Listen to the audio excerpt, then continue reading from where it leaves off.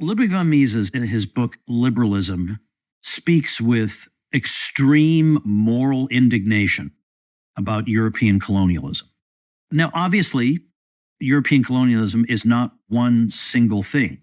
There are numerous societies interacting with numerous other societies. What is your assessment of it? Of colonialism? Yes. So I think... I'm putting you on the hot seat here. What fun would the Tom Woods Show be without that? My understanding of Mises's objection to it is an objection to imperialism in general. Just this idea of conquest, where you decide, it's an act of aggression. So you think, I want some land and I want an empire. I'm going to empire build. And I'm just going to set sail and find people and conquer them. That's what he has an objection to, which I share. I mean, behaving in that aggressive way is wrong. It's like being a schoolyard bully and saying, I want everything for myself and I want to be the king of all I survey.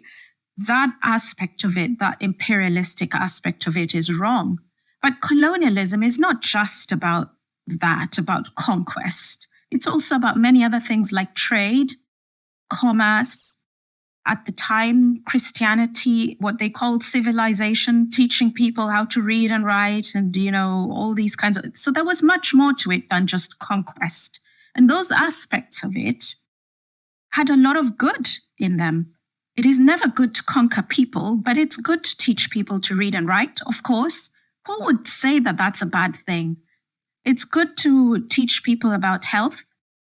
It's good to introduce new farming practices. It's good to introduce private property. These are good things. And I don't understand people who say that these are bad things.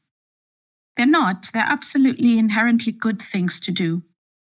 So that's my view of colonialism. It had some aggressive aspects to it, but also it had some benefits to it. And even the aggression, if I can just add this, was not always about conquest. Let me go and find people to dominate. Sometimes it was about security. The early British territories were called protectorates for exactly that reason. We go and protect people. And let's remember, I just have to get this in there, there were some native tribes who asked for protection from the British because their neighboring tribes were slaughtering them. And the British had superior arms. So they said, can you come and keep us safe from our neighboring tribes? And the British said, sure, because they felt it was what they were like. They felt it was the white man's burden to go out there and keep everybody safe. So they did it. So it wasn't all just about dominating and what people say today that it was about exploitation. There is exploitation to it, but that's not the whole story.